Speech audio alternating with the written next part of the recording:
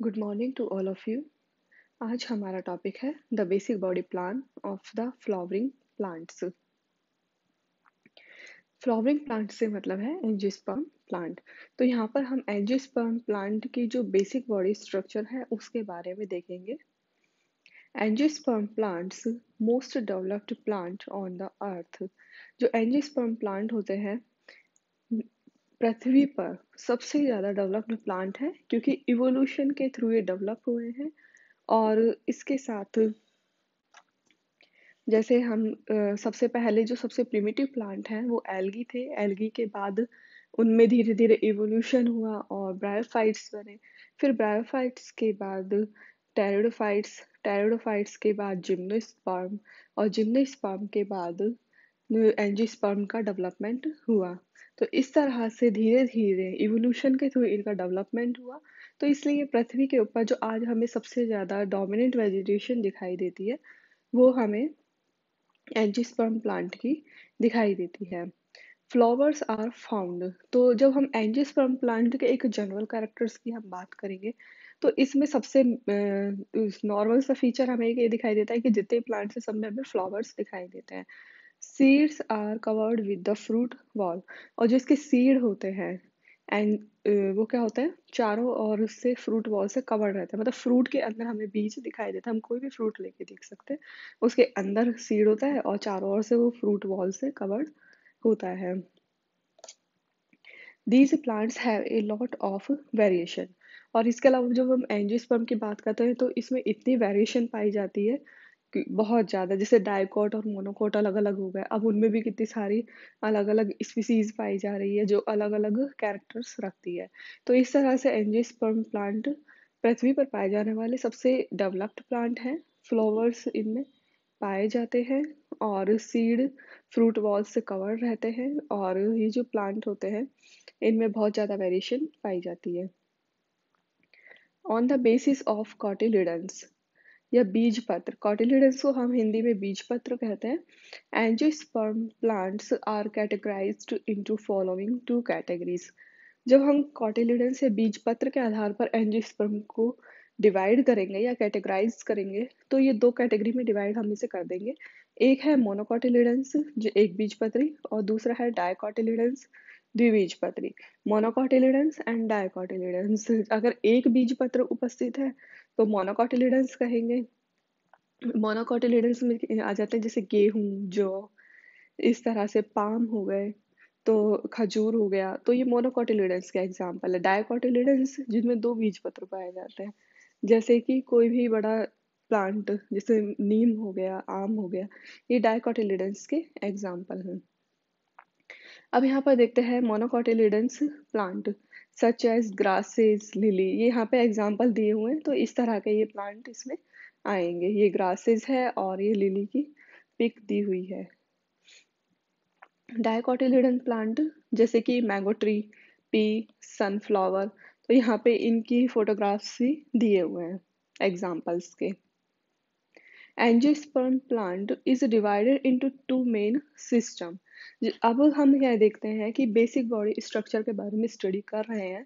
तो जो प्लांट है, प्लांट की जो पूरी बॉडी होती है उसे दो भागों में डिवाइड किया है। एक तो जमीन के अंदर वाला पार्ट जिसमें कि रूट सिस्टम आता है, और जमीन के ऊपर वाला एरियल रीजन में पाए जाने वाला पार्ट शूट सिस्टम कहलाता है। तो एक हो गया इसमें रूट सिस्टम और दूसरा शूट सिस्टम। अब रूट सिस्टम जमीन के अंदर की तरफ मिलेगा और यह भी दो टाइप की होती है, tap root and fibrous root. और शूट सिस्टम यह एरियल पार्ट होता है प्लांट का, और इसमें stem, leaf, flower, fruit, seed, ये सब इसमें इंक्लूड किए जाते हैं। अब यहाँ पर हम देखते हैं रूट सिस्टम। रूट सिस्टम क्या होता है? तो सबसे पहला पॉइंट है यहाँ पे underground part of the plant. Plant का जो अंडरग्राउंड पार्ट होता है, जमीन के अंदर या भूमिगत पार्ट, रूट कहलाएगा। नेगेटिव फोटोट्रॉफिक होती है। फोटोट्रॉफिक एक मूवमेंट होती है, ट्रॉपिक मूवमेंट्स पाई जाती है, जो बाहर से कोई सिग्नल मिलता है उसकी डायरेक्शन में ये मूवमेंट होती है। तो नेगेटिव का मतलब हो गया कि जैसे फोटोट्रॉपिक सनलाइट की डायरेक्शन में अपोजिट ग्रोथ करती है, मतलब रूट होती है जो सनलाइट की तरफ ग्रोथ ना करके उसके अपोजिट डायरेक्शन में जाती है, जमीन के अंदर ग्रोथ करती है, तो इसलिए इसे नेगेटिव फोटोट्रॉपिक कहा जाता है। तो यहाँ हम ये कह सकते हैं कि अपोजिट इन सनलाइट डायरेक्शन।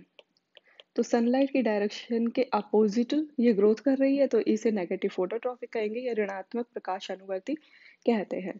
फिर है पॉजिटिव जियोट्रॉपिक।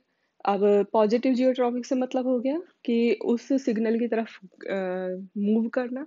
तो जो ग्रेविटी होती है उसके डायरेक्शन में ग्रोथ करती है, जब भी तो ये पृथ्वी के अंदर की तरफ, सॉइल के अंदर की तरफ ग्रोथ कर रही है, तो इसे पॉजिटिव जियोट्रॉपिक कहेंगे, धनात्मक गुरुत्वाकर्षी। इसके अलावा जो रूट सिस्टम होता है किसी भी प्लांट का, जो सीड के अंदर एम्ब्रियो होता है, एम्ब्रियो आगे जब उसमें सीड जर्मिनेट स्टार्ट होना स्टार्ट होता है, तो उस टाइम पे एम्ब्रियो में विभाजन होते हैं और वो प्लूमुल और रेडिकल बनाता है। तो रेडिकल से, या मूलांकुर भी कहते हैं इसे हिंदी में, इससे यह डेवलप होता है। अब यहाँ पर देखते हैं जो एंजियोस्पर्म प्लांट है उनमें दो टाइप का रूट सिस्टम पाया जाता है। पहला है टैप रूट सिस्टम, जिसे हिंदी में मूसला मूल तंत्र कहते हैं। तो यहाँ पे जो ये इमेज दी हुई है एक डाइकोटिलेडोन प्लांट की दी हुई है, जिसका टैप रूट सिस्टम इस तरह से पूरा फैला हुआ है। तो अब यहाँ देखते हैं टैप रूट सिस्टम के बारे में। Develop from radical in form of primary root and many branches develop from it. जो एम्ब्रियो से रेडिकल डेवलप होगा, उस रेडिकल से प्राइमरी रूट डेवलप होती है। सबसे पहले प्राइमरी रूट का डेवलपमेंट होता है, फिर उस प्राइमरी रूट में आगे जा करके और ब्रांचेस निकलती हैं, फिर उससे सेकेंडरी, सेकेंडरी से टर्शियरी, इस तरह से रूट्स और निकलती चली जाती है। और जो टैप रूट सिस्टम होता है बहुत ही बड़े साइज का और मजबूत सिस्टम बनता है। और इस तरह जो ये पूरा सिस्टम बना है, complete system is known as tap root system. तो इस तरह से पूरा टैप रूट सिस्टम कहलाएगा। नेक्स्ट है फाइब्रस रूट सिस्टम, रेशेदार मूल तंत्र। अब यहाँ पे ये मोनोकॉट प्लांट दिया हुआ है।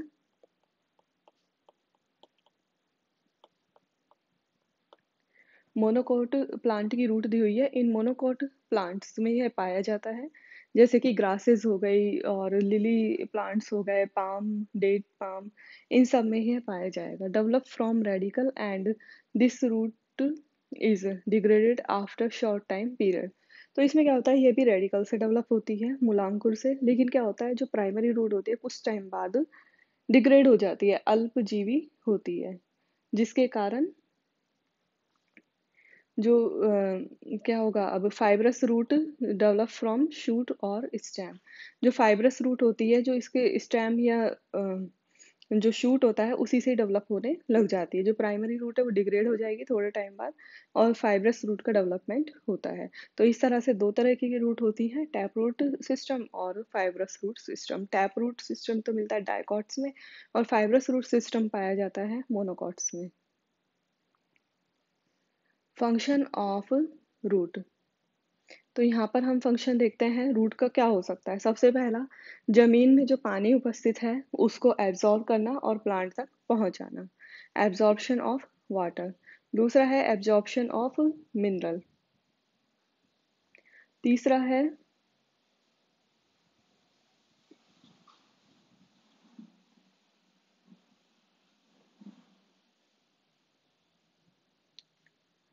Fixation of plant in soil.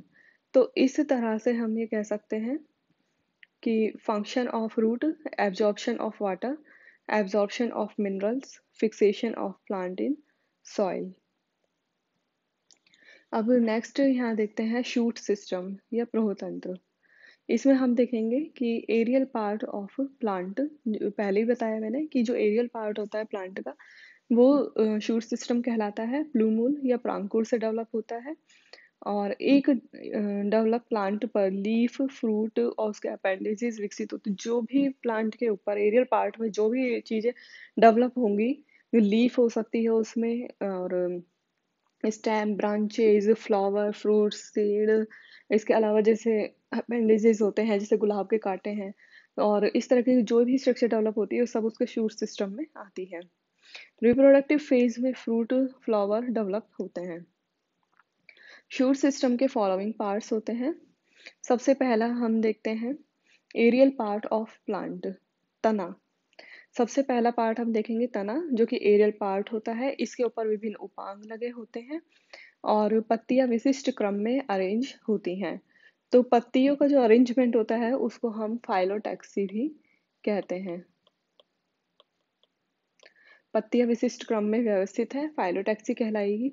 Emergencies या उद्भूतांग, ये क्या होता है? एपिडर्मिस एंड कॉर्टेक्स से डेवलप होता है। उद्भूतांग होता है जैसे गुलाब के कांटे हो गए, या फिर इसके अलावा कोई भी ऐसी स्ट्रक्चर जो रोम पाए जाते हैं, हेयर लाइक स्ट्रक्चर पाई जाती है स्टेम के ऊपर, तो ये क्या होता है? एपिडर्मिस या कॉर्टेक्स से डेवलप होती हैं। एग्जाम्पल इसका गुलाब के तने पर काटे। फिर ये देखते हैं कि जो तना होता है वो इरेक्ट होता है। इसके अलावा तना अलग अलग प्लांट स्पीसीज पर डिपेंड करता है, जैसे वुडी भी हो सकता है, कास्टीय या हर्बेशियस भी हो सकता है। फिर देखते हैं stem.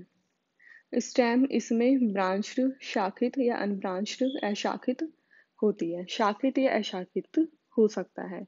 Differentiated between node and internode. अब जैसे हम इसका सबसे अच्छा एग्जांपल देखते हैं कि गन्ना है। गन्ने का तना कैसा होता है? नोड और इंटरनोड में डिफरेंशिएटेड रहता है, इजीली दिखाई देता है। इसी तरह से जितने भी प्लांट होते हैं उनमें नोड और इंटरनोड पाई जाती है, जैसे इसमें दिखाई दे रहा है। नोड तो वो रीजन हो जाएगा जहाँ से पत्ती का ओरिजिन होता है, और इंटरनोड दो नोड के बीच का रीजन इंटरनोड कहलाता है। तो इंटरनोड लीफ एंड इमरजेंसीज इस पर पाए जाएंगे।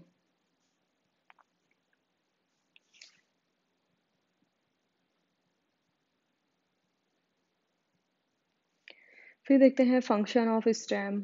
सबसे पहला फंक्शन तो यह है कि पूरे प्लांट को मैकेनिकल सपोर्ट प्रोवाइड करना, जिससे कि वो सीधा खड़ा रहता है। दूसरा है transfer the water and mineral to the different part of plant absorbed by the root. अब दूसरा काम इसका ये होता है, जो रूट ने जो प्लांट जो रूट है उसने वाटर और मिनरल एब्जॉर्ब तो कर लिए, लेकिन अब प्लांट के डिफरेंट पार्ट जैसे पत्तियों तक पहुंचाना, ये सारा काम तने का होता है, क्योंकि उसमें जाइलम और फ्लोएम टिश्यू है। उसकी सहायता से यह एक जगह से दूसरी जगह कंडक्शन ऑफ फूड,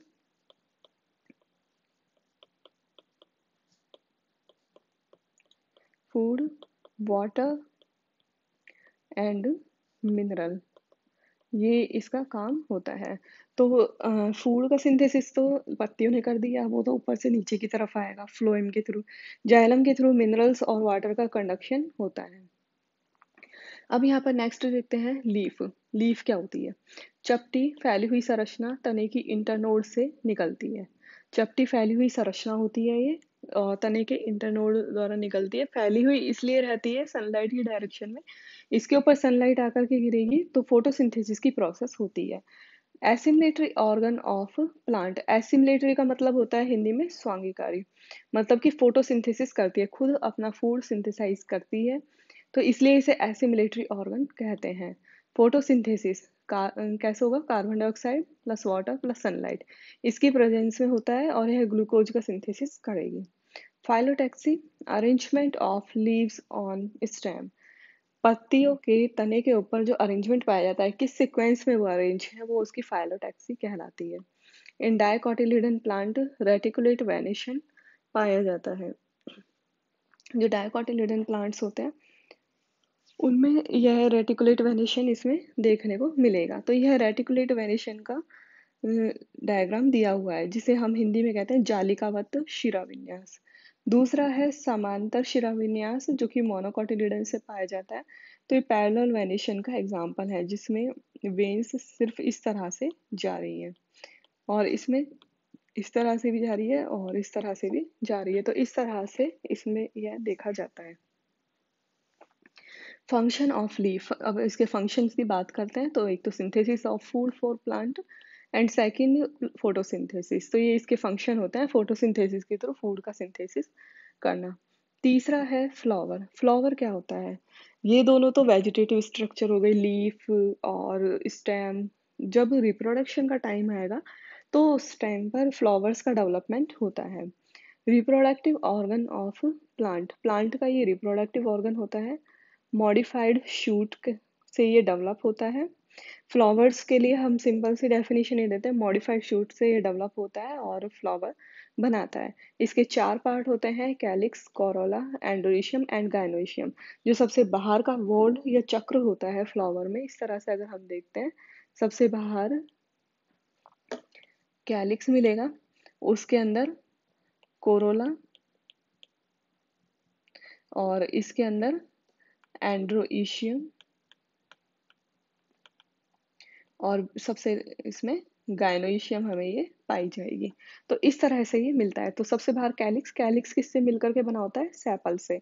कोरोला मिलकर के बना होता है पेटल से। तो ये जो सेपल और पेटल्स होते हैं, ये दोनों रिप्रोडक्शन में सहायक नहीं होते, सिर्फ ये एसेसरी वॉल होते हैं, ये सहायक चक्र कहलाते हैं। इनका काम सिर्फ होता है, एक तो फ्लावर को प्रोटेक्शन प्रोवाइड करना और दूसरा जो इंसेक्ट होते हैं उनको पॉलिनेशन के लिए अट्रैक्ट करना। फिर जो ये एंड्रोइशियम होते हैं, ये स्टामेन से मिलकर के बने होते हैं और गायनोइशियम कार्पल से। तो ये दोनों रिप्रोडक्टिव वॉल होते हैं जो कि रिप्रोडक्शन में पार्टिसिपेट करते हैं। तो अब यहाँ पर देखते हैं एंड्रोइशियम क्या होता है। मेल रिप्रोडक्टिव ऑर्गन, जिसे हिंदी में पुंगमंग भी कहते हैं। गायनोइशियम, इसको जायाम कहते हैं और फीमेल रिप्रोडक्टिव ऑर्गन ये कहलाती है। फिर नेक्स्ट यहाँ देखते हैं फ्रूट पॉलिनेशन हुआ। पॉलिनेशन में क्या होगा, जो पुंकेसर परागण होते हैं, परागकण, वो पॉलिनेटेड होकर के जो गायनोइशियम होती है यहाँ तक चले जाएंगे और एग होगा वहाँ पर, उस तक चले गए, वहाँ पे फर्टिलाइजेशन हो गया। फर्टिलाइजेशन के बाद ओव्यूल से सीड बन जाएगा और ओवरी से फ्रूट बनता है। जो ओवरी होती है, ओवरी के अंदर ओव्यूल उपस्थित रहता है और उसमें एक एग सेल होती है, उनके बीच फर्टिलाइजेशन की प्रोसेस होगी और ओव्यूल तो सीड का फॉर्मेशन करेगा जिसके अंदर एम्ब्रियो रहता है और ओवरी फ्रूट बनाती है और seed seed covered with fruit wall, और जो सीड होते हैं यहाँ पे वो फ्रूट वॉल से कवर्ड रहते हैं। तो इस तरह से हमने ये आज देखा कि जो basic body structure of angiosperm plant किस तरह से होती है। रूट सिस्टम, टैप और शूट सिस्टम। रूट सिस्टम में तो टैप रूट और फाइब्रस रूट आ जाती है, उनके फंक्शन देखे हमने। और जो शूट सिस्टम है उसमें हमने स्टेम, लीफ और अपेंडिजेज, फ्रूट, सीड, फ्लावर, इन सब के बारे में हमने देखा। Thank you.